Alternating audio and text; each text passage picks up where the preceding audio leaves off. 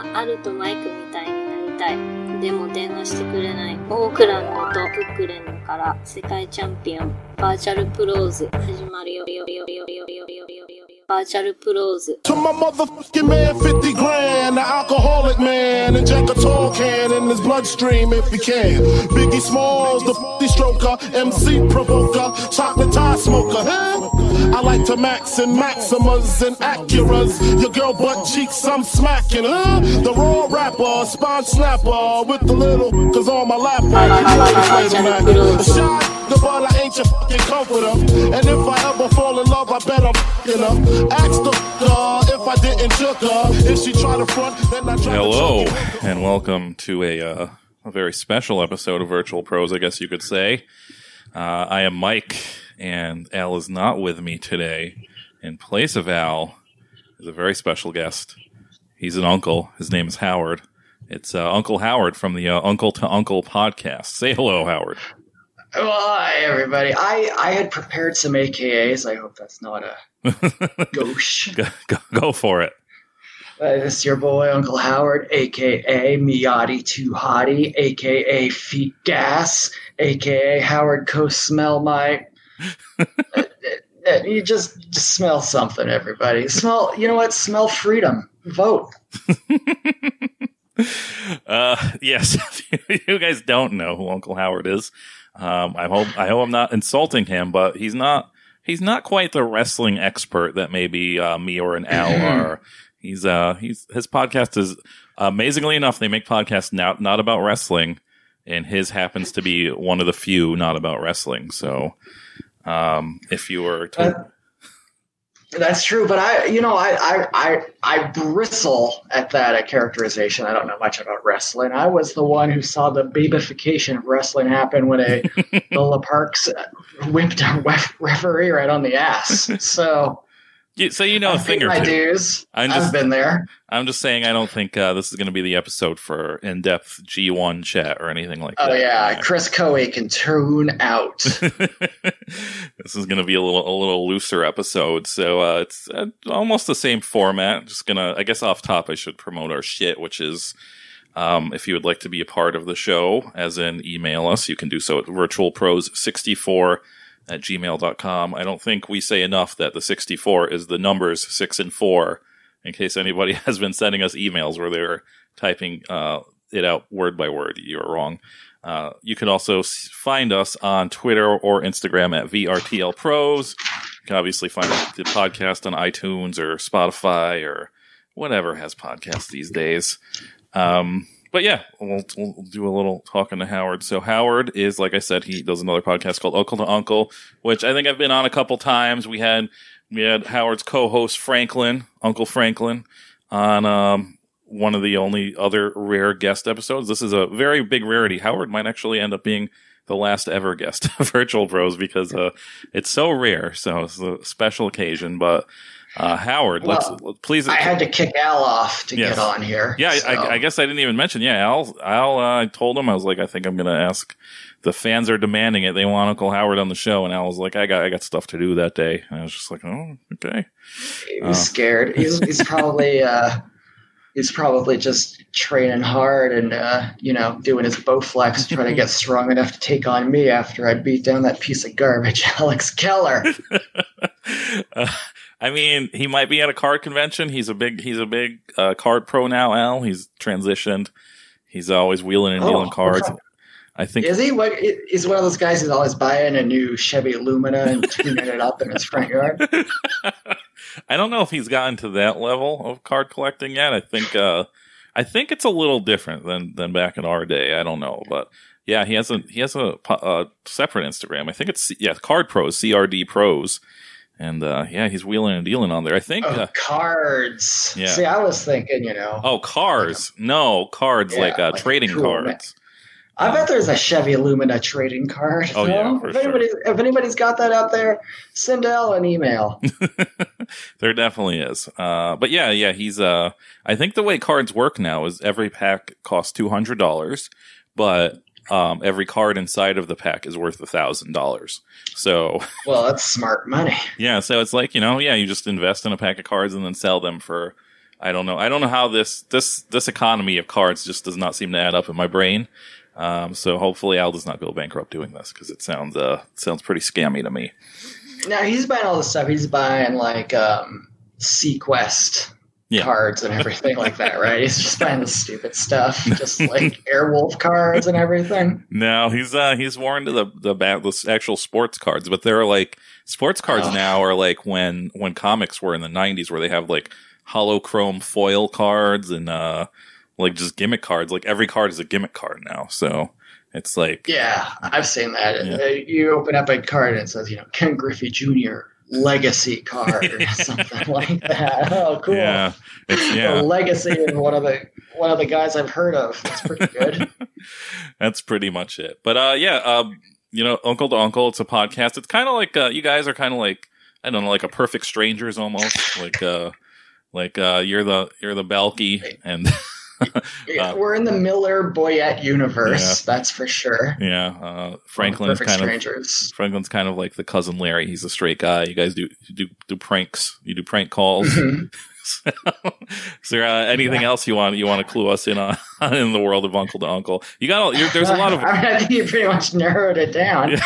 There's a lot of lore that goes on with Uncle to Uncle. There's a lot. I mean, where does it begin? We're each other's uncle because I've got the Infinity Stones. We both have the same father, who's D.B. Cooper, but we're not brothers. I think I'm married to a mouse canonically at this point. All of a Goldmember and all of his families, all of whom love something just as much as Goldmember loves gold, live down the street from us and always come over. Our internet provider is Baron Zemo from the Marvel Universe. So, there's a lot going on. You guys are going to need a handbook soon. So, yeah. Oh, man. We're going to start having What If. But, obviously, Uncle to Uncle on the podcast. Podcast.com. You go there, Uncle to Uncle. Whatever you find. Yeah, check us out on podcast. Podcast, the leading podcast thing. But you mentioned so. What is your history with the wrestling, Uncle Howard? I know right now we'll get into it, but you have a current feud going on with a wrestler. But outside of that, your history in wrestling.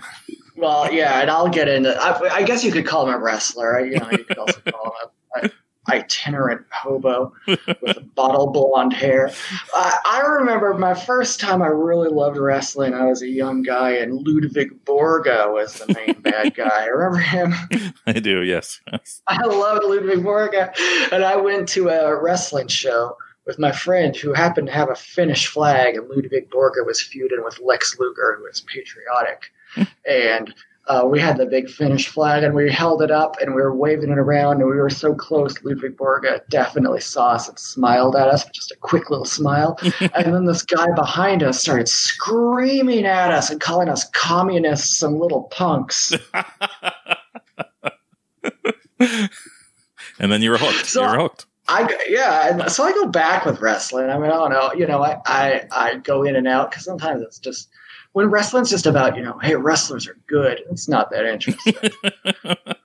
Yeah, I think I have something to say about that during the mixtape too. But I am with you where I could appreciate a good wrestle in real life, but if I'm watching it at home, if I'm watching on TV, I want to see everything. I liked when wrestling was a spectacle for all the senses. You had a little bit of comedy in there with a little guy running around, and then you had some something for daddy with some bikini babes, and then you had some big slams, big action, maybe a celebrity. That was wrestling, man. That was like an Entertainment Tonight with the people on drugs. Yeah.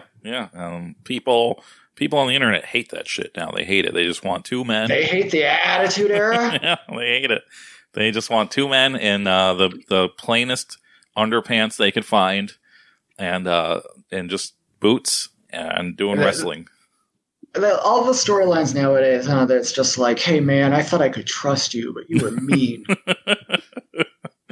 It kind of is like that. That's AEW. I read the Observer. I know what's going on in there with Adam Page and Kenny Omega. They just hurt each other's feelings all the time. Yeah. They're a toxic friendship. That's the storyline.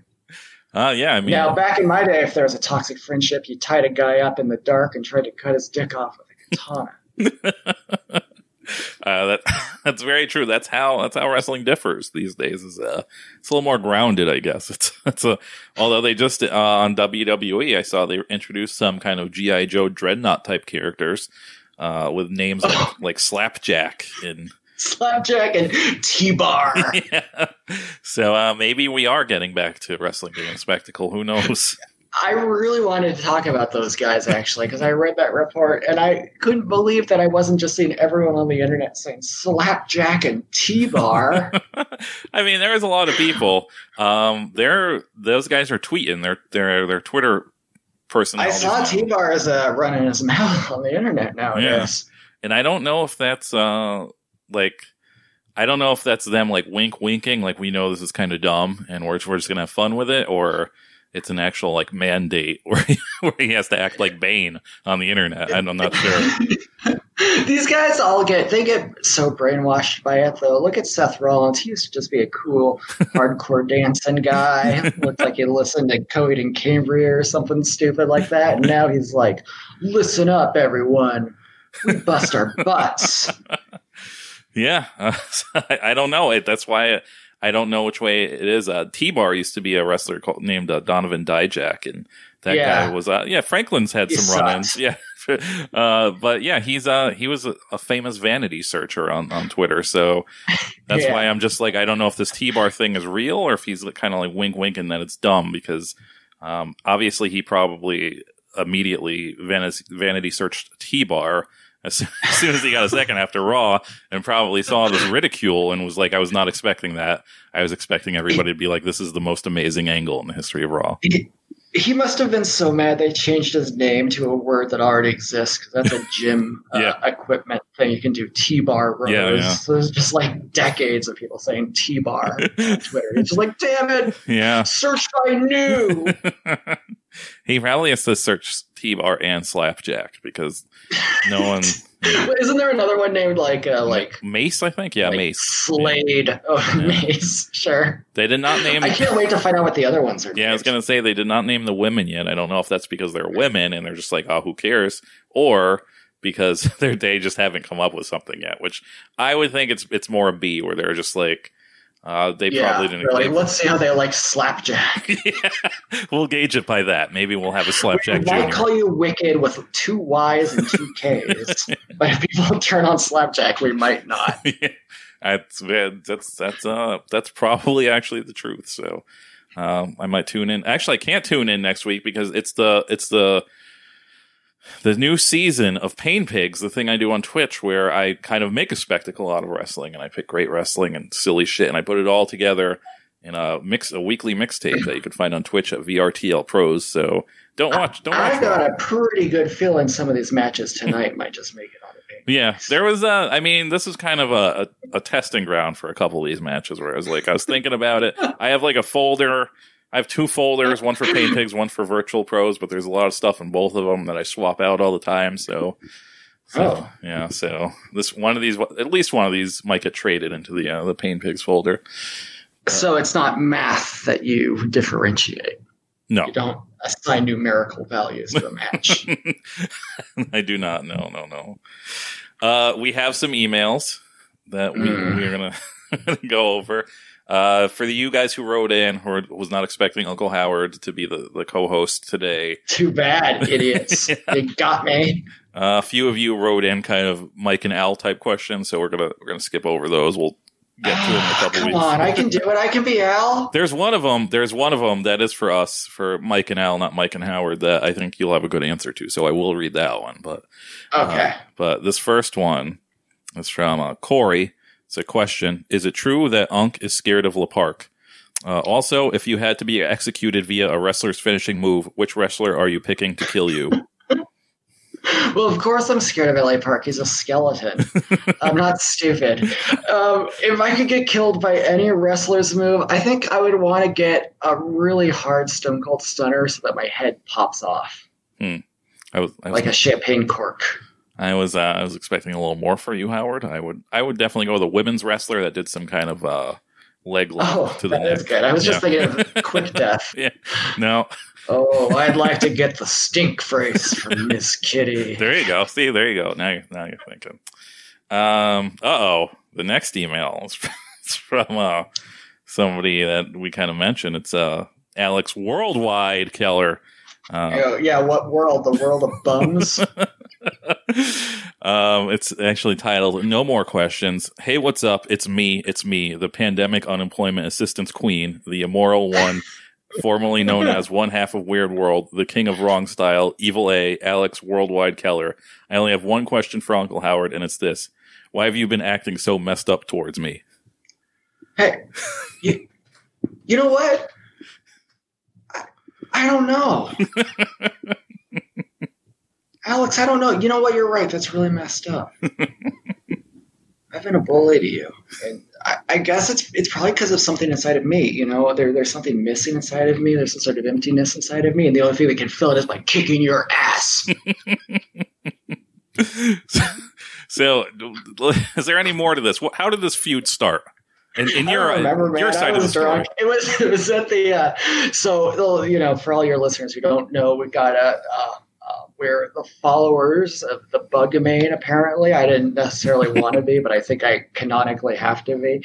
He's got this convention every summer, 2 summers in a row now, which is 100% of the last summers. The last one was only online, and I was doing my show, and it was via, I don't know, Zoom or Teams or, you know, Skype, one of these things. They're for nerds. No one knows about this stuff.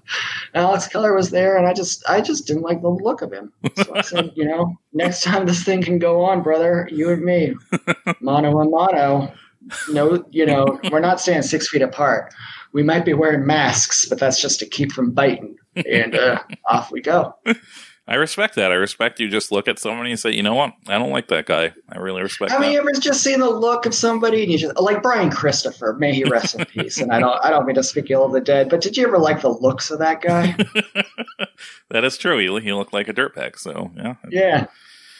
Well, sorry, Alex. I think Howard has a valid reason to want to beat you up. So I would be pretty scared if I were you, Alex.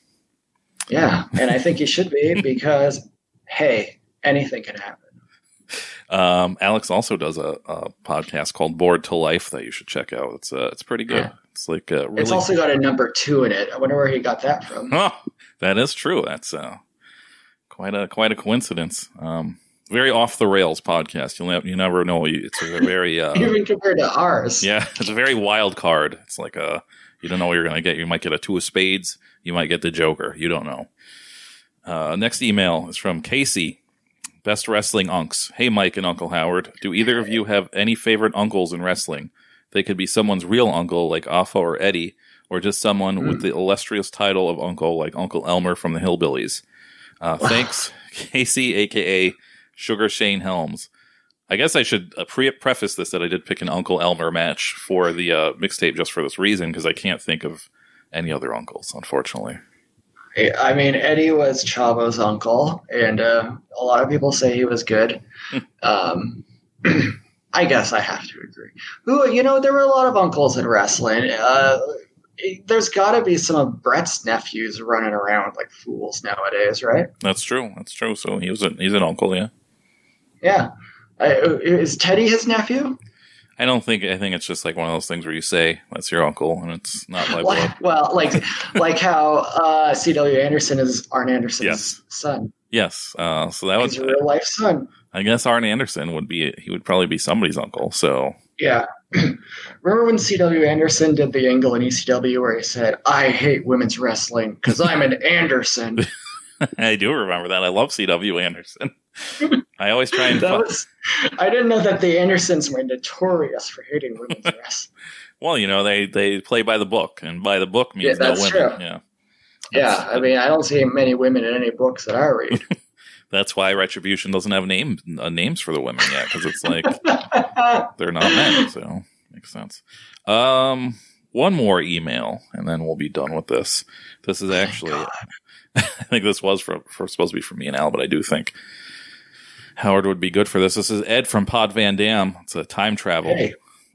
Hey Virtual Pros boys. Let's say you discover the secret of time travel and can only use it one time in order to stop a wrestling-related tragedy. Do you go back to 10/22/01 to stop Hayabusa from wrestling that night?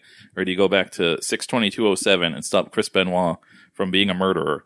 Me personally, I have to stop Hayabusa. I know this makes me seem like a monster, but the curiosity of seeing what would happen with his career after FMW closed is just too much for me. Sorry, Nancy and Daniel.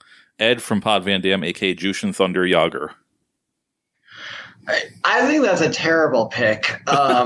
First of all, those are my only two picks. I'm choosing the Benoit thing. If I had three picks, I would have chosen to tell Owen, hey, brother, don't climb up there tonight.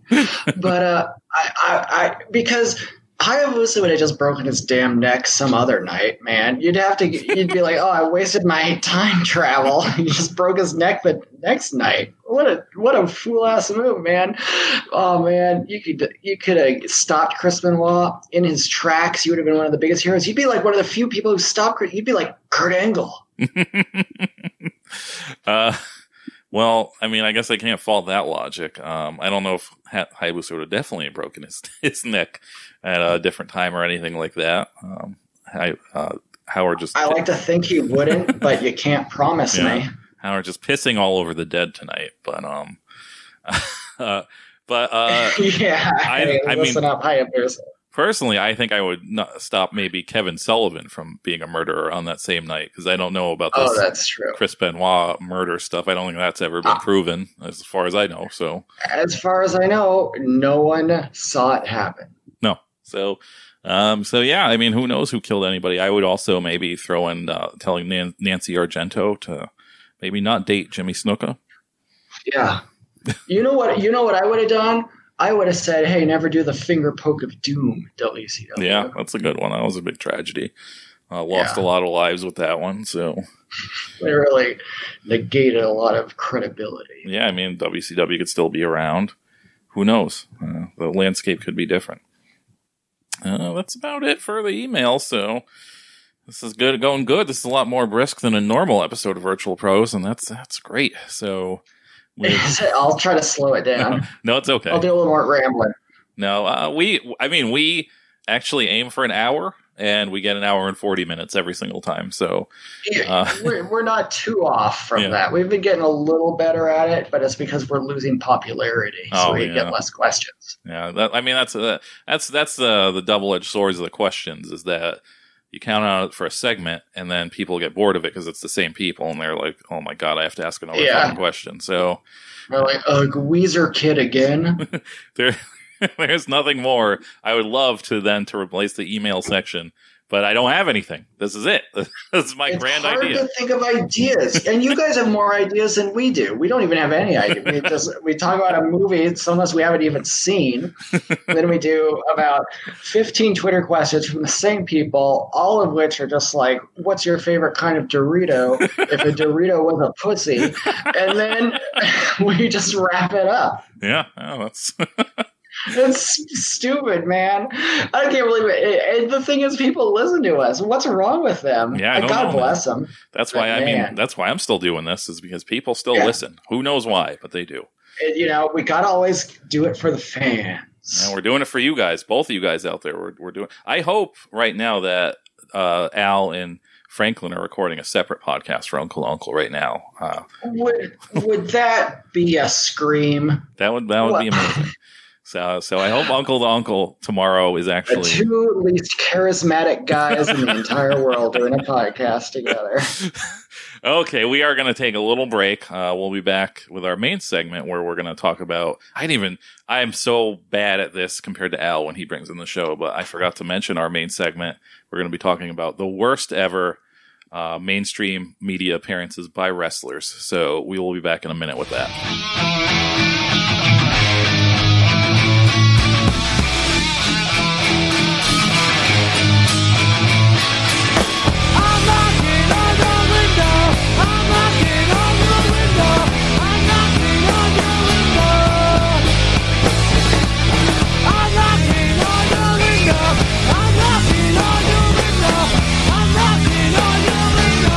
Please let me in.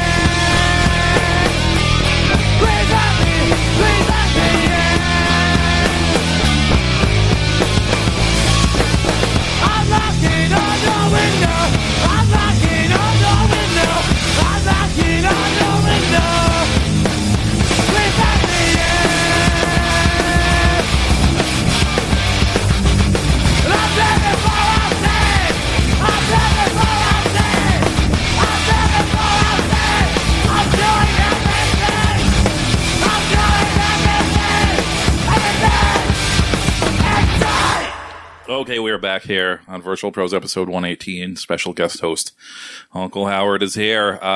This main segment, we're going to be talking about our least favorite or our worst appearances by wrestlers in mainstream media. I don't know when we did it, but at some point we did our favorite. Me and Al did our favorite appearances of wrestlers in mainstream media, and Howard had kind of an idea around those lines, and I was like, "Oh, let's do this."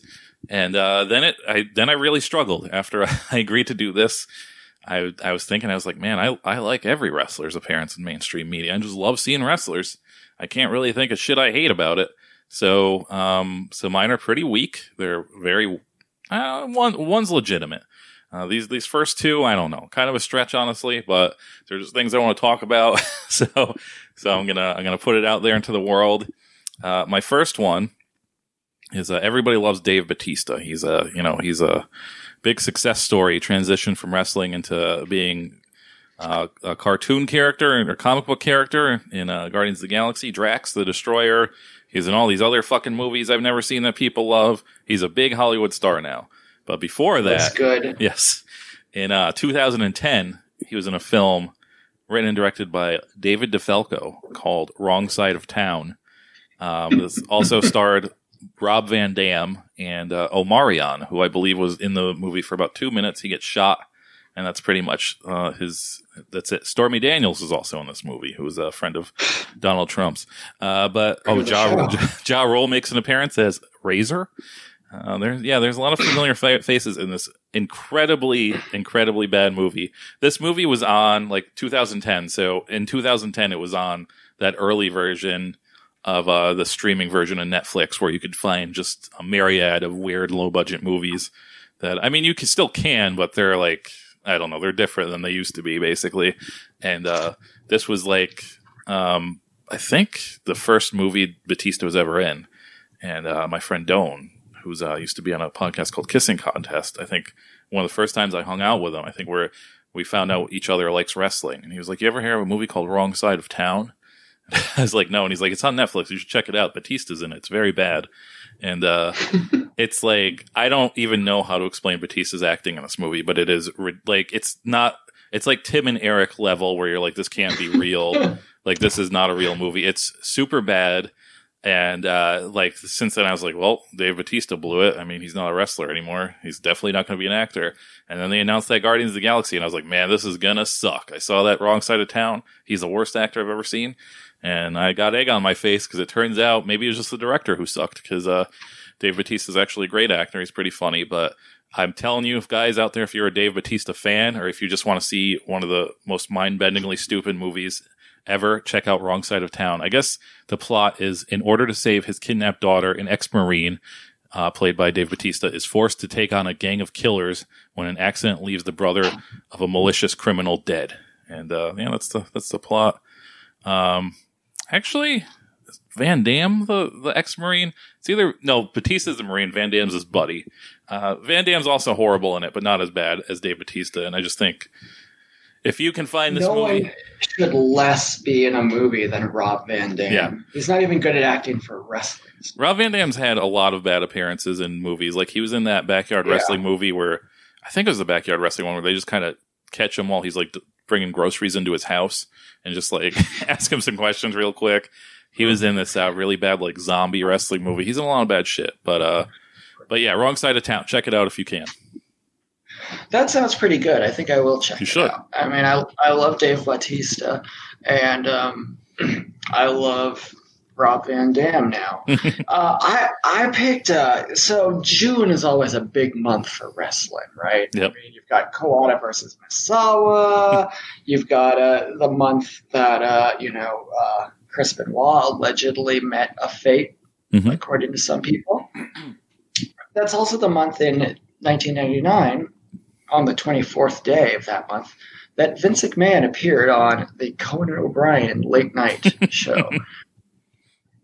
Now, I didn't really go into this I feel like you went into this with appearances that necessarily make you unhappy. And I didn't do that because these don't make me unhappy, but I just thought, how many people in the world are unhappy by these appearances? And And in that regard, I really think this has to be one of them. Vince is not a charming guy. He can interact, and I'm not going to say that Conan O'Brien and Andy Richter are your average workaday bums, but they're people you should be able to talk to and not seem like one of the weirdest people ever. That's a fail on Vince's hand. He gets pretty embarrassed when Conan brings out the Vince McMahon action figure, who's just wearing a suit and has a microphone. And he's like, oh, well, And then Conan asks him about Ted Turner. And Vince says, well, my mother says never have said anything bad about somebody, so I'll just say he's a son of a bitch and he takes lithium all day. And the audience just kind of goes horrified / boos. Vince just doesn't know how to be around people that aren't from wrestling, and that makes him an interesting person to see around people who aren't from wrestling. There's also my little uncle Franklin sent me, I think it was a Dateline, where they were investigating how crude and rude wrestling was, and they interview Vince, and they say, oh, well, the Winnipeg Teachers Union want to ban you. And Vince says, oh, Winnipeg, big deal. Yeah, he is kind of like an alien type of dude. Anybody out there who wants to see the Vince McMahon Conan O'Brien thing, it's on. There's many people have put it on YouTube, so you can just type in Vince McMahon Conan O'Brien and it's going to pop right up. There's a part where Conan says, oh, if I was a wrestler, what do you think I would do? And Vince says, oh, I guess you'd be the manager, and Andy would be your wrestler. And then Vince pulls out a shirt which was obviously made by the Conan team ahead of time, and it just looks like Andy, but he's wearing Rikishi pants and it says cheeks. Oh man, that's pretty good.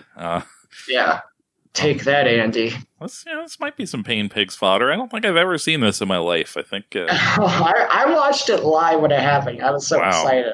I can't believe Vince McMahon's going to be on Conan O'Brien. Vince is like the most charismatic, exciting guy in the entire world, and Conan O'Brien's so funny. For sure, they'll get along. Oh yeah, I could see it going bad. This might be like one of the few mainstream Vince appearances I've definitely missed. So I'll definitely check it out. Vince doesn't get along well with other people. No, especially not wrestling people. He's probably in that mindset where he thinks all media is terrible. They're out to get him, and they are. I mean, look at what that awful John Stossel did. I know. He's never going to forget it. That awful Kuwaiti talk show host.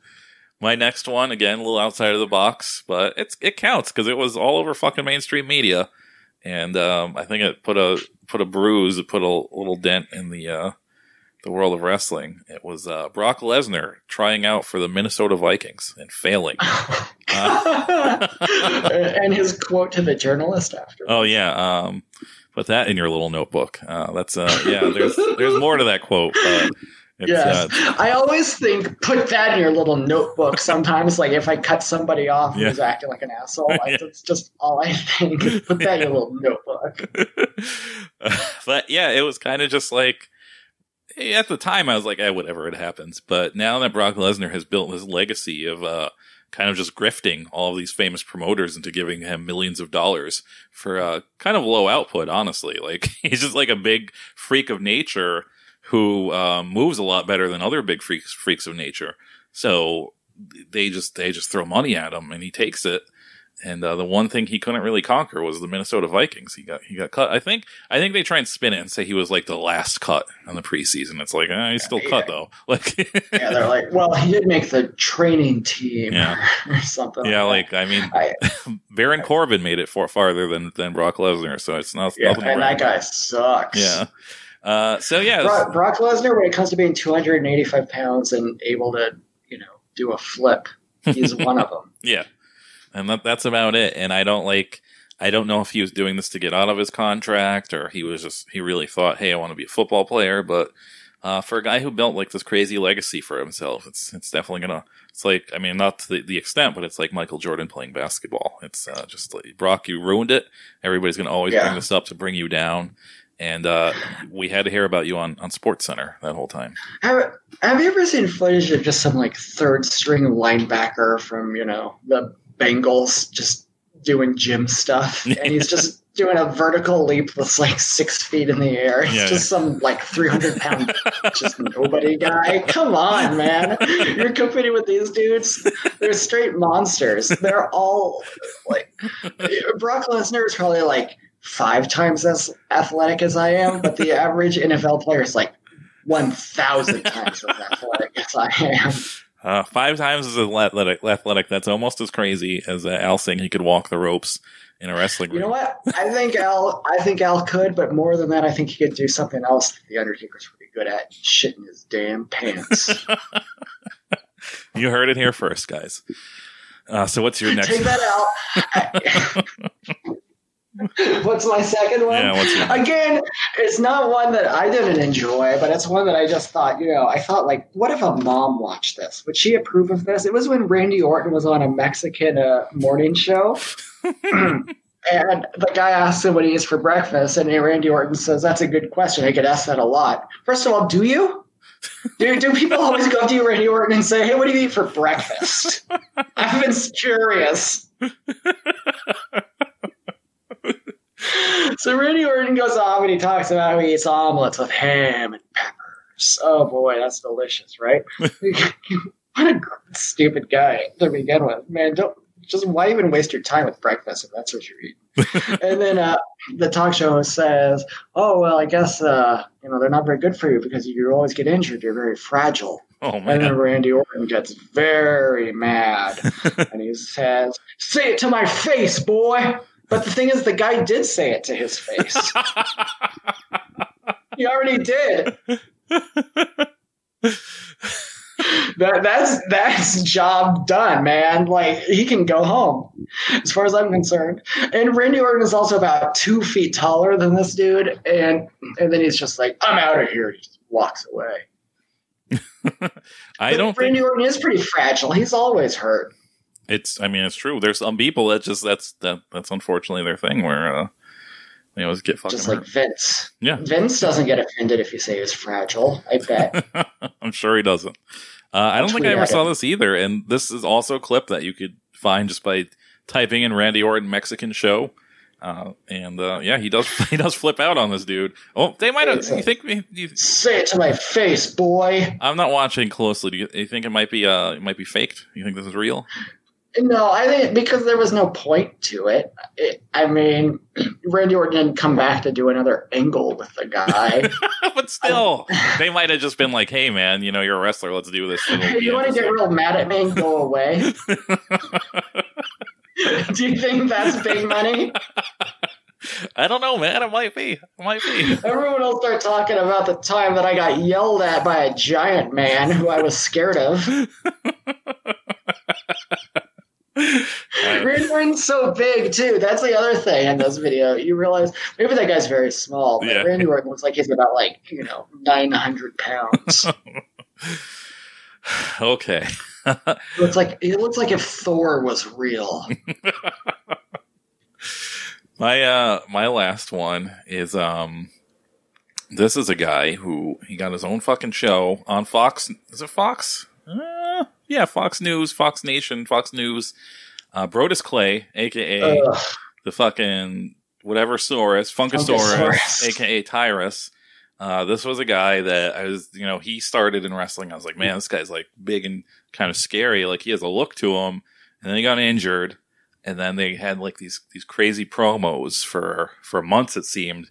It was like the same one. It was in black and white, and they would show like Brodus Clay fucking people up, and it was like real scary and like, oh man, this guy's gonna come back and be a monster. And I guess something happened where they scrapped it, and he came back as the Funkasaurus, and it was just a big joke. He was immediately a joke wrestler. Cool. And I was just like, oh man, and I was so disappointed. Little did I know, this guy's a piece of shit in real life. And I guess he started out, he was kind of just like a sidekick on the Greg Gutfield show. I don't know what the fuck that is, but it's some conservative show. And then he's on some other show called like UnPC. And it was just like some like Fox News bullshit. And he ended up getting accused. I don't know if he's been convicted or whatever. I don't know. I haven't paid attention to it, but he's accused of sexual harassment to his co-host, which is, again, a dirtbag move. And it's just like at this point, I kind of expect every wrestler that's in WWE to either be a crazy Trump supporter or a QAnon person, or I don't even know how you say that in real life because I've never heard anybody say it in real life, but it just seems like they're all the worst people. But there's even the ones where you're just like, that guy's probably pretty cool, and it turns out he's not. He's just a big fucking piece of shit. I don't know why you would have a wrestler on your Fox News show. It just seems like you'd find somebody who doesn't have that resume of being a wrestler. It's very odd, and especially the Funkasaurus, and now I kind of wish they did more humiliating shit to him while he was in WWE. I wish his gimmick was eating dog food out of a toilet. I wish they were just like, here, this is what you're going to do now. You're going to be the guy who eats dog food out of a toilet. And, cause it's already bad enough that they want you to take the Funkasaurus seriously in a Fox show. But, he's just a garbage person. And again, a bruise on the face of wrestling. We don't. One of the few stains. One of the few stains. I don't want conservative people to like wrestling. I'm sure there's some Trump supporters that fucking love wrestling, but the fewer the better. Yeah, very few. Yeah, the fewer the better. And these assholes having their TV shows is not going to help it. I watched a movie once on Amazon Prime called Beast of the Water, which featured Tyrus. He just did a lot of stuff. You know how these nerds nowadays, when they, you see these alt-right nerds at protests and they stand with a gun kind of around their neck like a necklace, and then they put their hands down on it, and it's like, why is your gun all the way hanging around there? He just did that stance a lot in it. I remember that movie. Yeah, I think I've seen that too. Yeah. Yeah, and they're like, oh, there's a beast of the water. And then he's like, well, I'm a machine gun guy. But it gets him. Yeah. Okay, what's your last one? Well, my last one, this is not also so bad, actually. I just picked this one, actually, because I thought it was pretty cool. I hate to switch it up on you. But, the Cerebral Assassin. Now, that's a cool guy. Triple H, Hunter Hearst Helmsley. Mr. H. Now, he's a big guy. He's a big blonde bimbo, but he's got a brains to back it up. He was on a great show that came on the USA Network called Pacific Blue. Do you remember that one, Mike? I do remember Pacific Blue. Bicycle police officers. Triple H is on an episode, and he's playing essentially Triple H, except bad. So he's wearing a DX shirt, but then he goes around and he ambushes the cops in a warehouse and he suplexes the lady cop, and then another guy takes him out even though he's smaller than him. And that's not the way it works in TV shows. In TV shows, the bigger guy always wins fights. Did you see? That's why Magnum had TC. Did you see this in real life, like in real time, where you're just like, oh, I'm going to watch Pacific Blue today, and Triple H was on it? I don't know that I watched that one. I definitely watched plenty of Pacific Blue.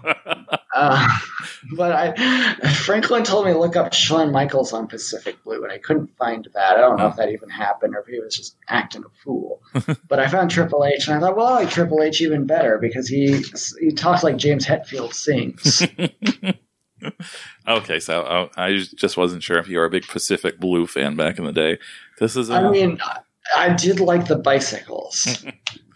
This is the thing I have. I don't think I ever watched 1 second of Pacific Blue, so I never knew Triple H appeared on this. So were you a Silk Stockings guy? I was a little younger. La Femme Nikita. I was a little younger when Silk Stockings came on and had a very sexy introduction, but it was, I think, by the time it started, I was like, they're probably not going to show boobs in this, so I don't know why I'm still watching. But yeah, it was just like, a long lingering shot of a calf. Yeah, and you're like, oh boy, I know what's coming next, and then it never comes.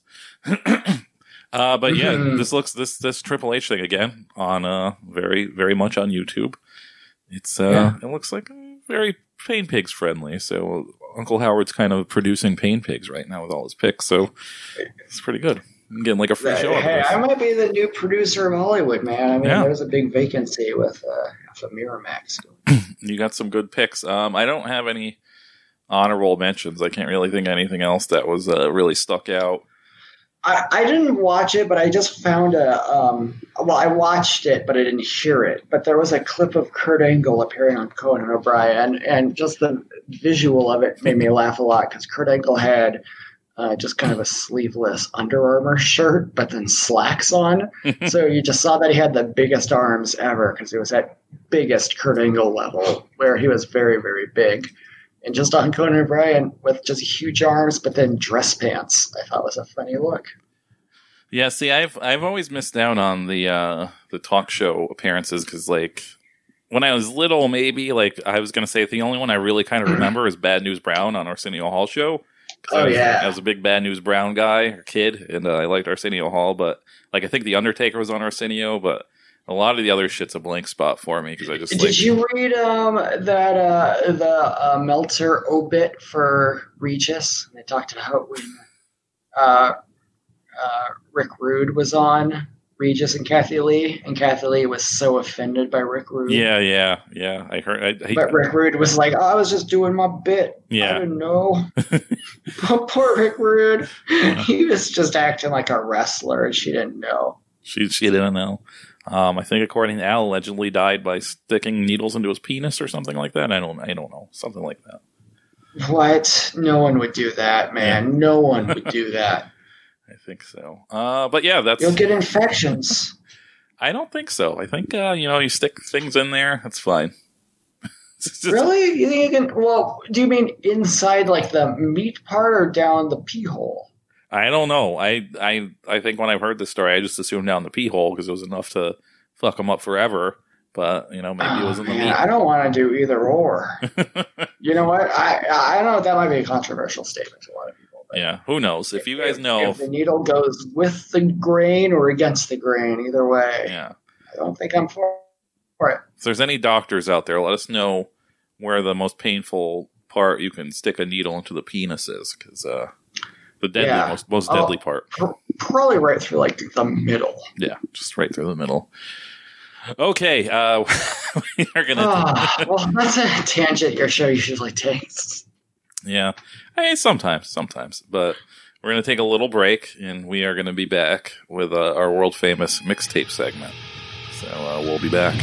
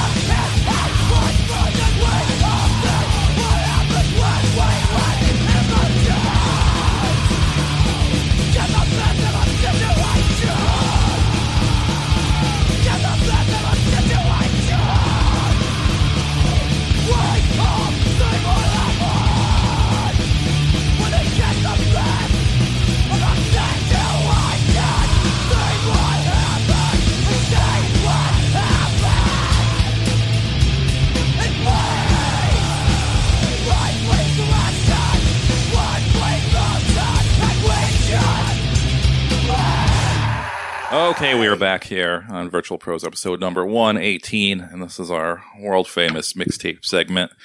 If you guys are new to the show, if you're tuning in because you're a big Uncle fan, and you're a wrestling fan, then this is a little segment we do every episode. Basically, we have a mixtape, our playlist you can find on YouTube. Just search VRTL Pros or just subscribe to our YouTube, so you'll always know where it is. Search for Virtual Pros Mixtape.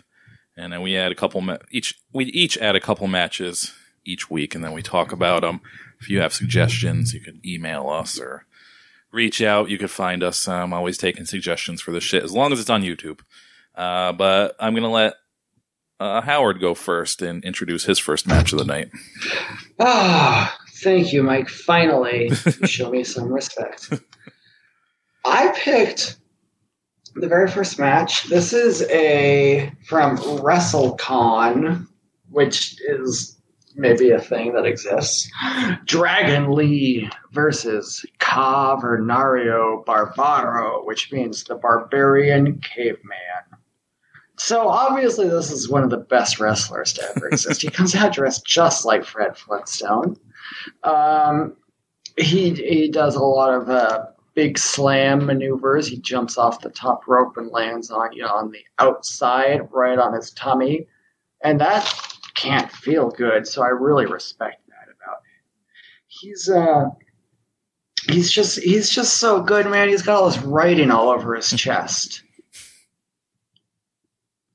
Mike, do you agree? Yeah, I'm here, man. Okay. Yeah. So I'm letting you flow, man. There's a lot that's cool in this match. Dragon Lee, I saw Dragon Lee wrestle once in real life, and I thought he's a little too good at wrestling. He's not even that good because he's too good, Mm-hmm. You're just like, oh, he's just doing moves like a guy.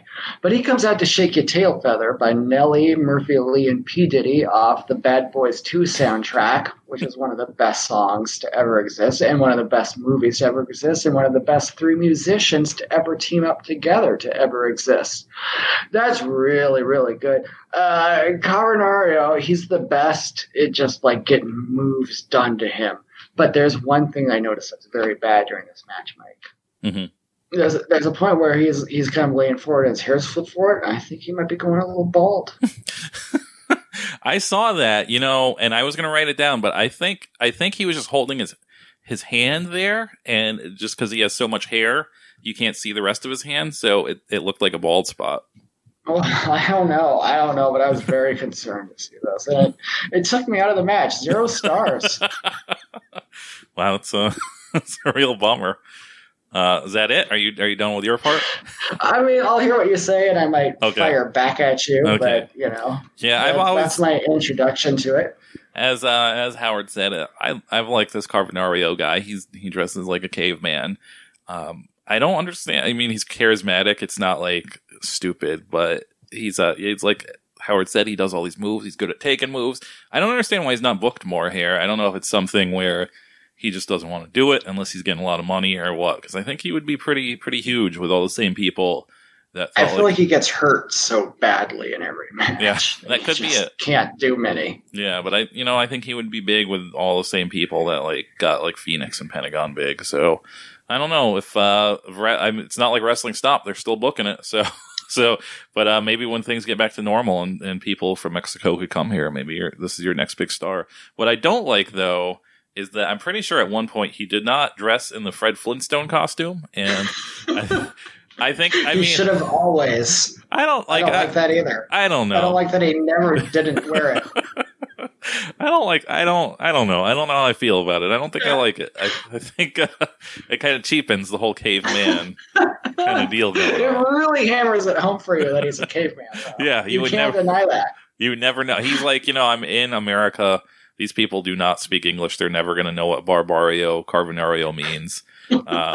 I'll wear the Fred Flintstone costume, and they'll get it in a second.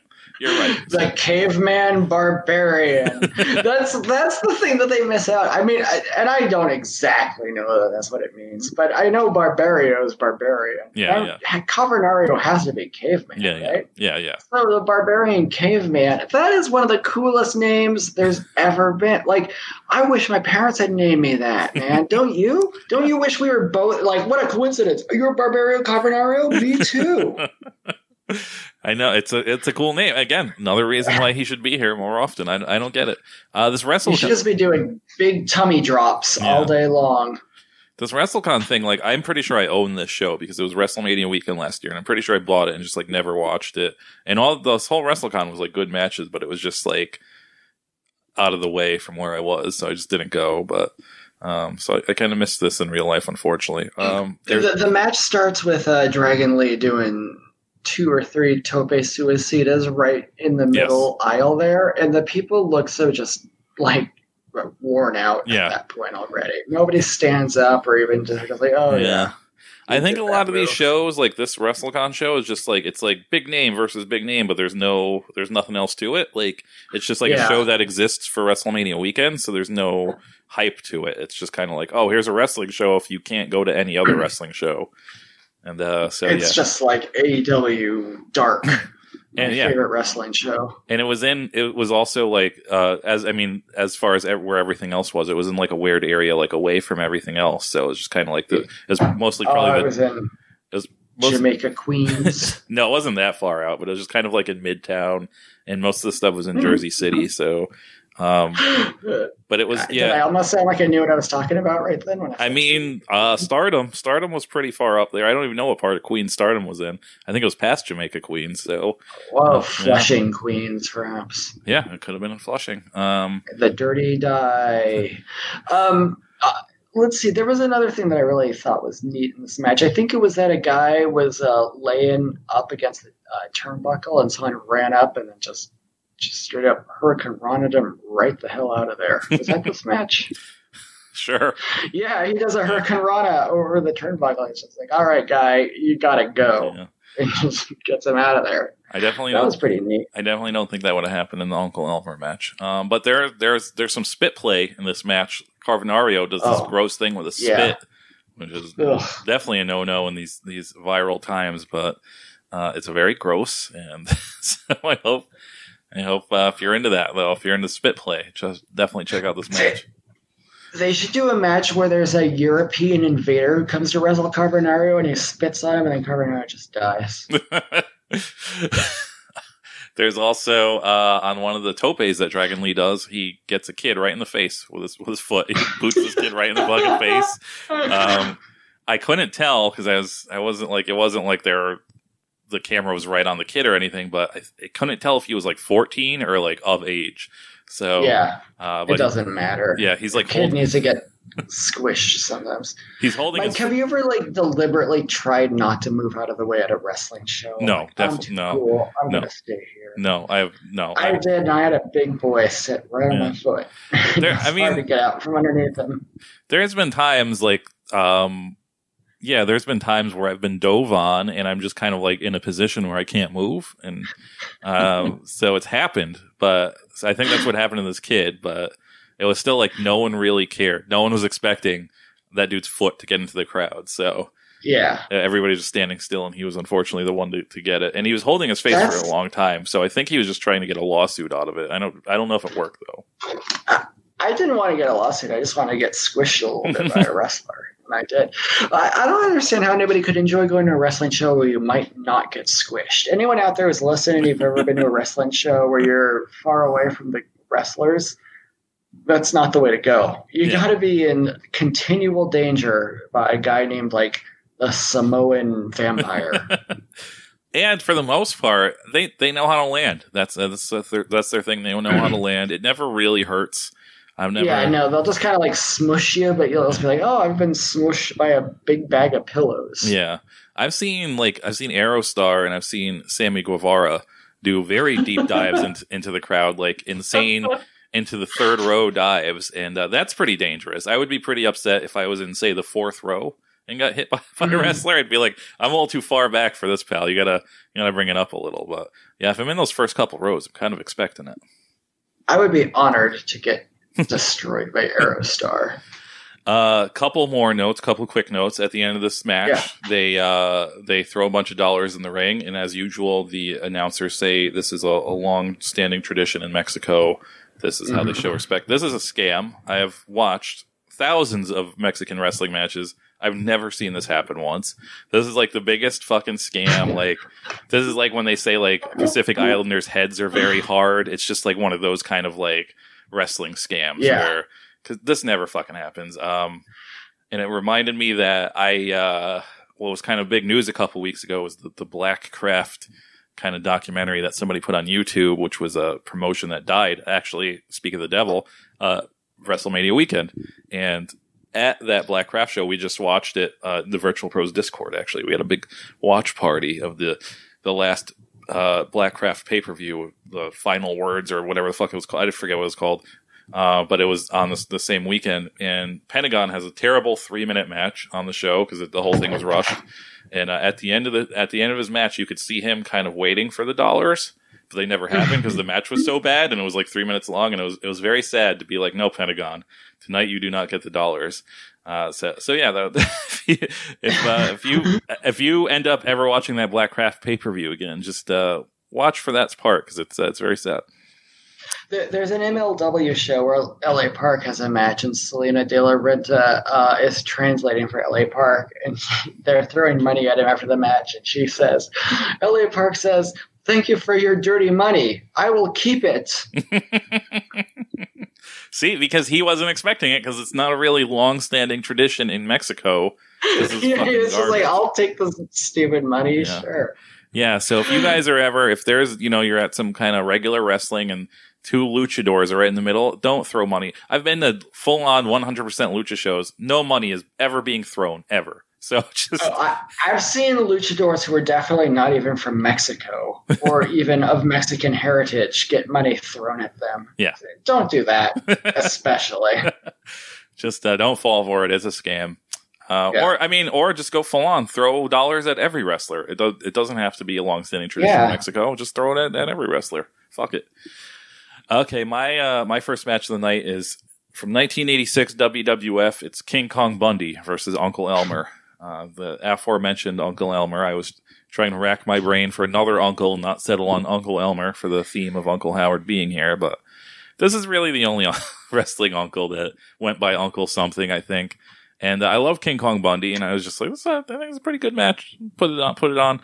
Before this match starts, it's heralded as the Battle of the Big Boys, and I can't fault that. This is our 2 big boys. They do a weigh-in at the beginning, not live. It's like an inset promo, and I'm shocked to find out. I don't know if this is shoot weight, but I'm shocked to find out that King Kong Bundy weighed more than Uncle Elmer by 30 or 40 pounds. But still, Uncle Elmer's looks a little bigger than him. But people distribute weight differently, so we'll never know. But speaking of weight and these guys, King Kong Bundy, I think, is the coolest type of fat guy you could be. He doesn't look sloppy. He's just like a big brick shithouse of a guy that can probably fuck you up. He wears a cool singlet. He's probably the only fat guy to ever pull off a singlet and make it look cool and not just embarrassing. He's bald. I love King Kong Bundy. I remember back like 10 years ago, on the F4W, like the daily update that Meltzer does, there was like a blurb like King Kong Bundy's looking for party bookings where you spend $500 and watch a pay-per-view with him, and I was like very tempted, and I really regret it because he's since passed on. But man, it would have been so sweet to hang out with King Kong Bundy watching a pay-per-view. And it was, I think he was willing to travel anywhere in the tri-state area, and I was in New York at the time, so I was just like, man, that would have been so cool. So I really regret not doing that. When Uncle Elmer goes to get weighed in, he's carrying like a KFC parody style gigantic bucket, but it says Uncle Elmer's fried pig parts on it, which I don't know, man. Be good. Yeah, that's I don't know. That's kind of like, I don't know who wrote that for WWF, but that's just kind of like a real gross, I think. Like I don't know, it just seems so in bad spirit and disgusting. And it works though. You weren't very respectful to Uncle Elmer. Yeah. Just, I don't know. It's sad. The big problem when two big fat guys fight though is that not a lot going on. They're 2 big fat dudes. I watch a lot of stupid wrestling for Pain Pigs and looking for stuff, and I'll always be like, oh, these 2 fat guys. I love these guys, but you get them together, it's boring because they can't do anything. They're both fat guys. They expect like a little guy to be in there. So I mean, not a lot of action. It's 1986. They didn't really invent a lot of wrestling moves yet. There was only 2 or 3 wrestling moves invented in 1986, and that's kind of how the match ends, with one of the wrestling moves, which is one single running elbow drop that King Kong Bundy does to Uncle Elmer. That's enough to end the match. That's a 3 count in 1986. They really bill this match as the Battle of the Big Boys. Yes. So that is, first of all, a pretty auspicious event, I think, Mike. I mean, up till now, they'd never had a true Battle of Big Boys in the WWF. I guess that's true. As far as we know. I think it's true because they're talking. I mean, I don't really remember. I was way too young at the time, but they're talking like King Kong Bundy's kind of a new guy on the scene. So they're like, can you take on a man as big as Uncle Elmer? And Vince is on commentary, which is always great. Yeah, and then he gets called McMahon, which is one of the greatest joys of early '80s and mid '80s and later '80s WWF wrestling. I think is hearing a good McMahon. Other than that, I thought, King Kong Bundy is much more physically imposing a specimen than Uncle Elmer, despite maybe not being as big, maybe being bigger. It's hard to say, but he looks like a guy who can like do some wrestling. Mm-hmm. And Uncle Elmer just looked like a big guy who eats pig parts. I thought it was a tragic loss, though. I really didn't think Uncle Elmer got a fair shake. King Kong Bundy just came out a little too hard, not very gentlemanly. He didn't give Uncle Elmer a fair chance to, get his own momentum up. That's pretty poor sportsmanship. I mean, it's hard not to take it hard because he's an uncle. I mean, sometimes you just gotta, sometimes you gotta respect the better man. And this time in this match, the uncle was not the better man. I respect it, but it hurts. But you know what? I think if there was a rematch, I think we'd see a different outcome. I really do. Back in 1986 WWF, there was probably 30 or 40 rematches. So I think Uncle Elmer, did you see the way he just stepped over that top rope? Yeah. Like it was nothing. He's a big guy, man. Uncle Elmer could easily take out Braun Strowman. It's true. He definitely could. He's way bigger than Braun Strowman.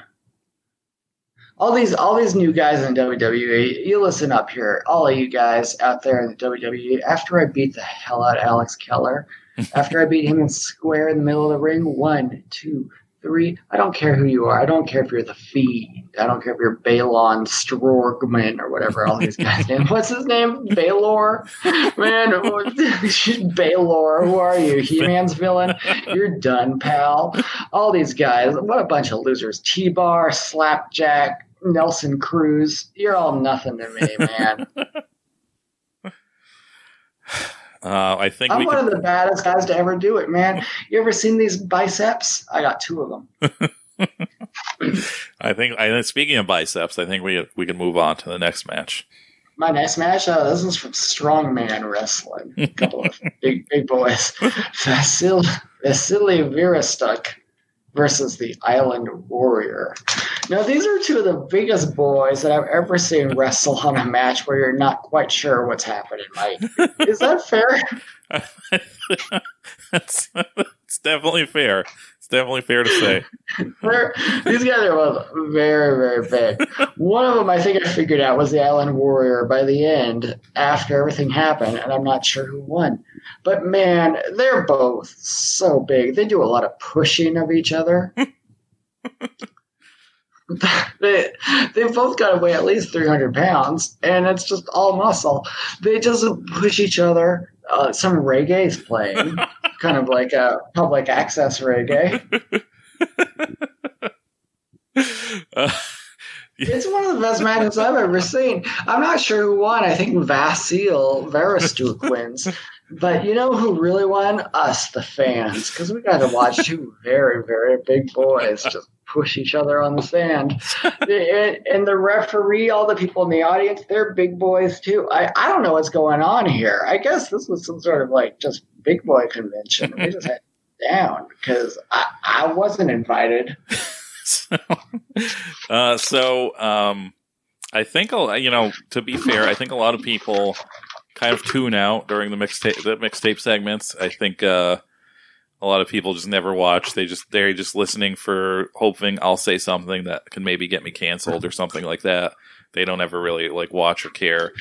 So for those people, I got to say everything Howard just said is true, but it's also a little kayfabed, which is a wrestling term for kind of when you're faking reality, basically. And so I'm gonna give you the shoot version of Vassal Veristuk versus the Island Warrior.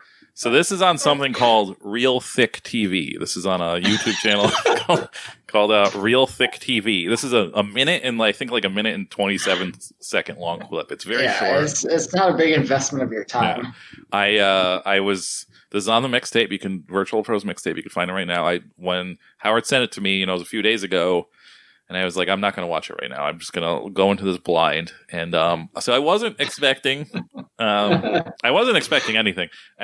As Howard said, these are big boys. The only thing I could compare them to is there's a famous artist named Tom of Finland. But there was another artist, a Japanese guy, kind of did the same style, but he made these like massively absurd, muscular men, kind of in like the Tom of Finland style. And he did I think he did like a book called Heavy, and they're just these really crazy kind of crazy art. And that's what these guys look like. They look like these absurd, muscular men that do not exist in real life. And I said this video is a minute and 27 seconds. I think 40 seconds of that is some other man toweling these guys off, just toweling their giant muscles, making sure. It's hard work being that big. I guess to make sure they're not full of sweat before they square off. They show some highlights, but I think the highlights mostly just show maybe a couple struggles. Yeah, a lot of specific highlights. I would say I would almost go as far as zoomed in highlights. I'd almost go as far as saying that this video was maybe not put wrestling at the forefront of this kind of recording. This is very clipped. I think it just clips certain specific parts. It's called Real Thick TV. I don't think that's like a wrestling thing. I don't remember those wrestling terms. So yeah, check this out. It's I think we have surpassed 300 videos on the mixtape, and I'm going to put this probably in the at least top 3 strangest videos ever on the mixtape. So, I had sent you this video with another video that was also there's apparently a wrestling league that is combination not just South African. I think they're just all of Africa and India combined. And it was a match called Tornado versus just some guy's name. Mm-hmm. And you didn't pick it, and that's fine. It wasn't a very good match. But Tornado, his main thing was he seemed to be the only guy who could do a backflip. So they were, a tornado can fly around. Okay. My last match of the night. That's a good one, brother. I guess the last match altogether. I always forget. I'm so grateful for the people who recommend me things, but then by the time I actually get to them, I forget who it was. So I'm pretty sure somebody recommended this to me, and I think they might have recommended this to me in the realm of Pain Pigs. And I was kind of like, I don't know. Like I don't know what Women of Wrestling was in the early 2000s, and I was like, this might be like, I was like, maybe this is like some real like sketchy, problematic shit. So I was always kind of just like putting it to the side. And then Uncle Howard was going to be on the show, and I was like, if anybody is into this kind of sleazeball shit, it's going to be Uncle Howard. So now is the time. And I am. Now is the time to watch the Women of Wrestling Unleashed. Lana versus Patty versus Poison versus Ice Cold in a hair match. Patty Pizzazz. In a hair match from 2001. So I believe this Women of Wrestling is what is currently sort of on television, and they just kind of like stopped for many years, and now we're back in a little more serious tone. I think the first thing you'll notice about this whole production is that it's a gigantic production. This looks like legitimate real wrestling. The arena is humongous. Yes, and it's like filled. It's filled with people. Yeah, to the brim. Yeah. You don't see this shit in like wrestling now. Like you don't see some regular, like whatever wrestling pop up and have a full arena with amazing WWE-esque production. And that's what this is. So even though it's skeevy when I say Women of Wrestling Unleashed, Lana versus Patty, it's actually, pretty on the up and up. And, another thing you'll notice as soon as it happens, even though I don't know if this match exists in other videos, I'm sure it does, but this specific one is not the greatest quality, and the audio is real washed out. But that's Bobby Heenan and Lee Marshall on commentary. So then they didn't even skimp on the commentary. They have like top dollar commentary team on this. I love Bobby Heenan. And Bobby's being funny, yes, too. He's not just mailing it in. As soon as I recognized it was him, I was just like, he's going to mail this in. He's probably shit-faced drunk, and he's just going to say this. He might have been. Yeah, he was probably drunk, but he did not mail this in. He was having a lot of fun. Speaking of which, they keep mentioning it's a hair match, and the first thing he says is the fur is going to fly, and I don't know, just maybe not refer to a woman's hair as fur. But later on, he says, because it's a cat fight, brother. Yeah, I guess that's true. But later on, he says the feathers are going to fly, and again, just say hair. Yeah. I mean, I don't like it. Hey, are we watching cats or birds? Yeah. When he said it again, I was like, okay, he's probably drunk, but he's still on point. The fit birds, mate. Overall, though, this match isn't great, but it's a lot better than I expected. Like I said, when I saw the name, I thought this was just going to be heaving breasts and like hair pulling, but there's actual moves. And if only. Yeah, if only. That's what I was expecting, but that's not what it is. It's kind of remedial women's wrestling. There's some pretty cool stuff in this match, man. I mean, first of all, Lana Starr is left high and dry by her partner, Patty Pizzazz. Mm-hmm. Now, I remember Women of Wrestling very well, and Patty Pizzazz was my favorite. Did you remember this match? Did you see this match back in the day? I didn't see this match because I wasn't going to get the pay-per-view. Okay. But I used to watch the weekly because it came on after SmackDown. Oh, okay. And Patty Pizzazz's music, she had a mirror that she hit people with because she was very vain. Mm. You see. And her theme music went P-A-T-T-I, Patty Pizzazz, Patty Pizzazz, P-A-T-T-I, Patty Pizzazz. And on and on. There was also a gal named Riot who was kind of tall, and she was like the punk one because she kind of had like Chula Loca hair. What was I going to say? So basically they do the wrestling. It's fine. Somebody wins. Somebody wins by using an her crutch. Elbow drop. No, they use a crutch. Like she knocks her out with a crutch. Oh, that's right, yeah. But Patty Pizzazz never comes out to help Lana Starr. But it was going to be a four-way match anyway, so Lana Starr is okay. Yeah. Who loses is Ice Age. Ice Cold. Right? Ice cold. Lana pins Ice Cold after she hits her with a crutch that knocks her the fuck out. And that's why this match is kind of like a lot better than I expected, because it's a hair match, and when I watch, I love hair. Hair versus hair is my favorite stipulation because I am not a balding person, but I am kind of, I don't know. I always think it's cool when people go bald because it's not me. So I'm just like, so when people go bald, I'm like, that's a cool look. You're like losing your hair, and there's nothing you can do about it. And so I don't know. I'm just like obsessed with hair matches too, because it's like, this is permanent, man. This isn't like a stipulation where you get suspended, you get fake suspended from your fake job. You're losing your fucking hair. Well, so a lot of the times now, when you see a hair match, it's just a dude who's balding, and they're just like, "Well, I don't." They cut his extensions off. Yeah, or no, it's not even that. It's just like, "Oh, well, I don't want to be balding, so I'll just lose my hair in a hair match, and then I'll just be bald." So it's kind of a cop out. So it's good. This women's hair match is amazing because it's just like, holy shit, they're gonna have to actually cut that woman's hair.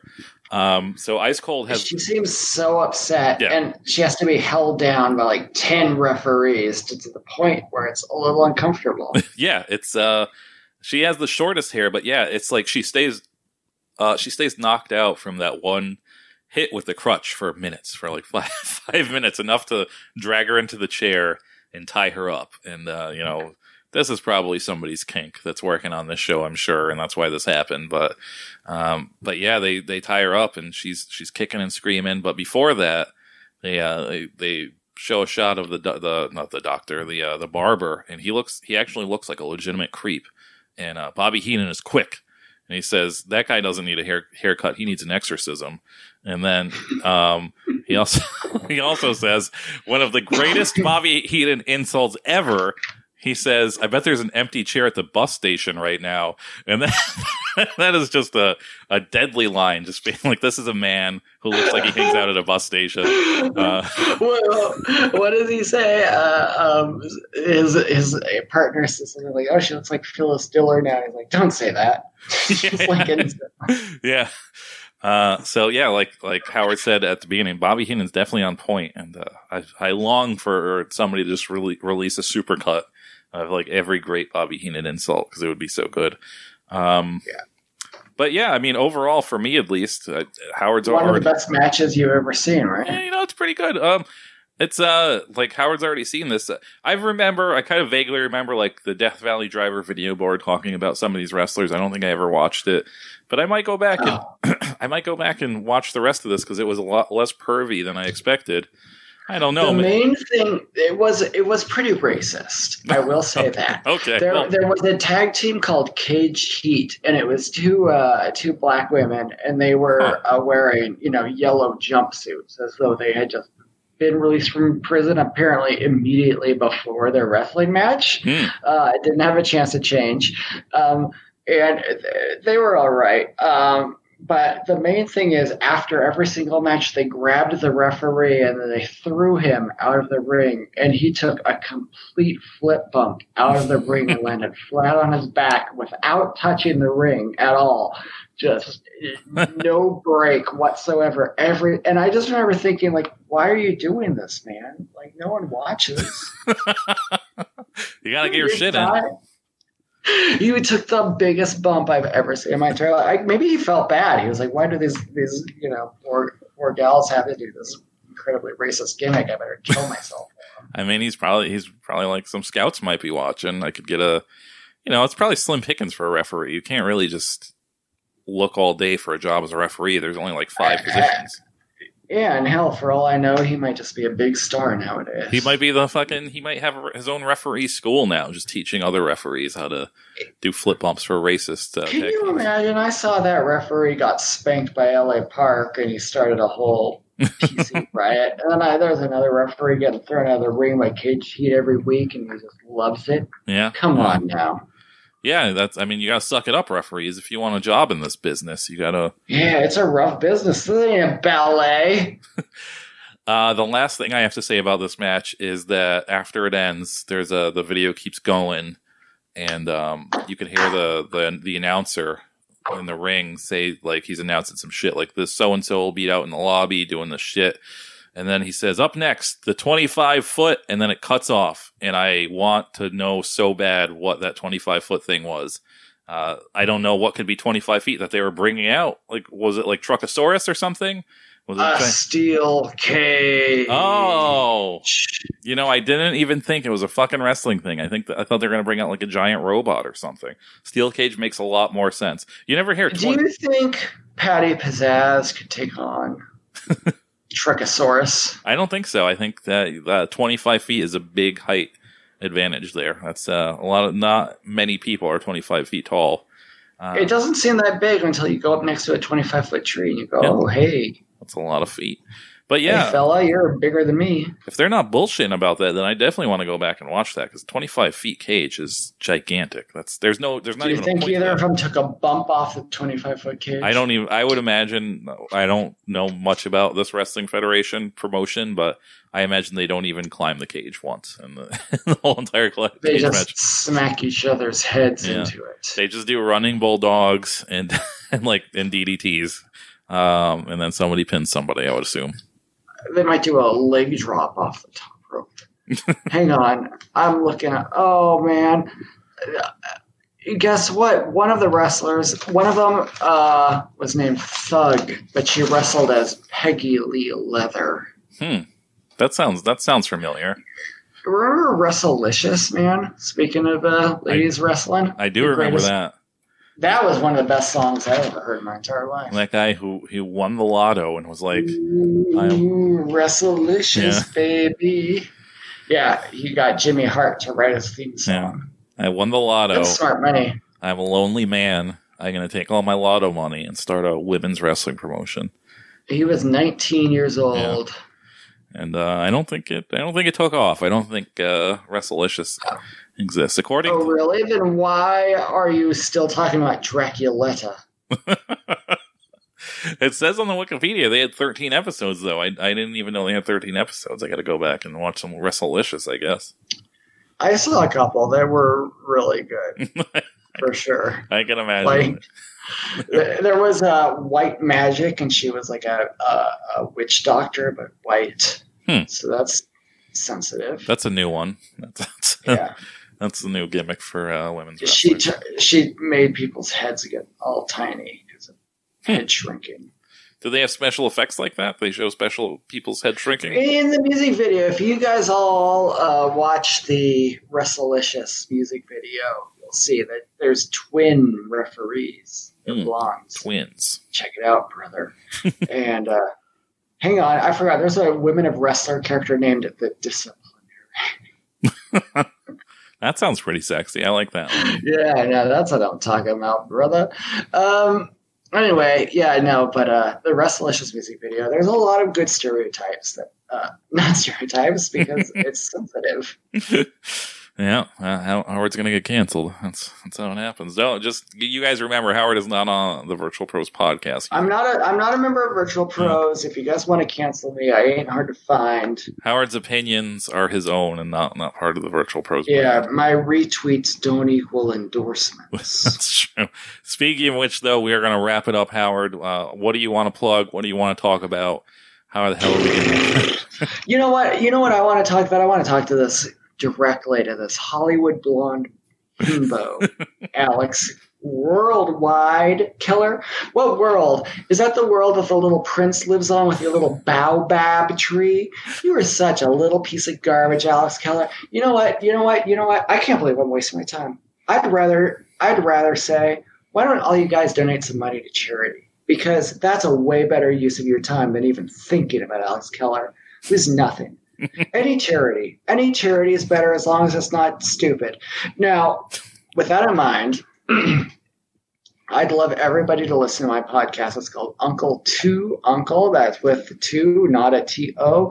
We're on every medium you can find us on, I guess. I don't know, whatever.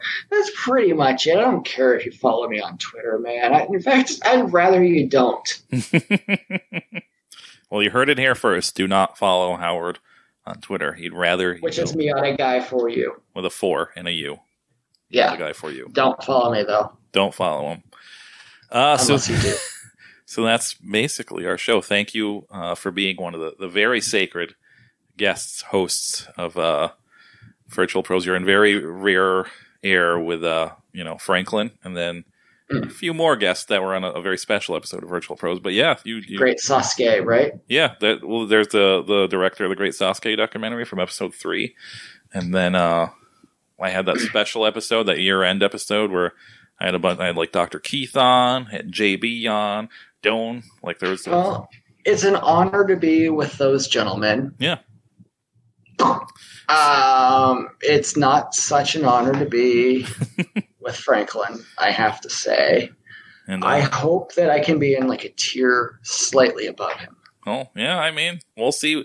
The people were asking for you. I was like, I never want to have a guest again after Franklin. He did such a terrible job that I don't want to ever have it.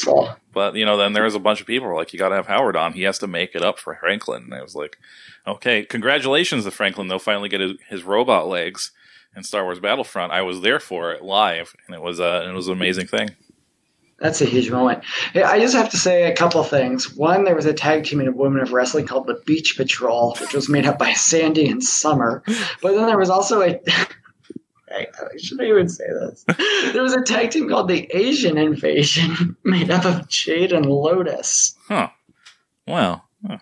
Is that appropriate? I don't know. I mean, I truly don't.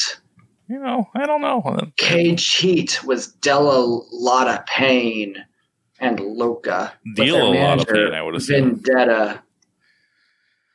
So yeah, that's Women of Wrestling. Maybe we'll have another special episode where it's maybe Howard by himself. Howard by himself. A special Vrtl Pros episode. Yeah, I'll just do a solo Women of Wrestling episode. We'll just talk about it. Man, I don't know. The gal who played do a lot of violence or whatever. Dealt a lot of pain.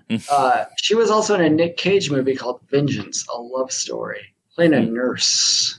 Well, it's good to know.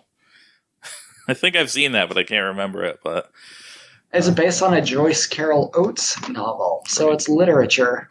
Perfect. So if you're smart, check out Vengeance, a love story, starring Nick Cage and dealt a lot of violence. Okay, we are getting out of here. This was Virtual Pros episode 118. Al will be back in a couple weeks. Maybe I'll be here. Maybe I won't. Who knows? We'll see. Maybe Alan Franklin. We'll see. Thanks again, Howard. Goodbye, everybody.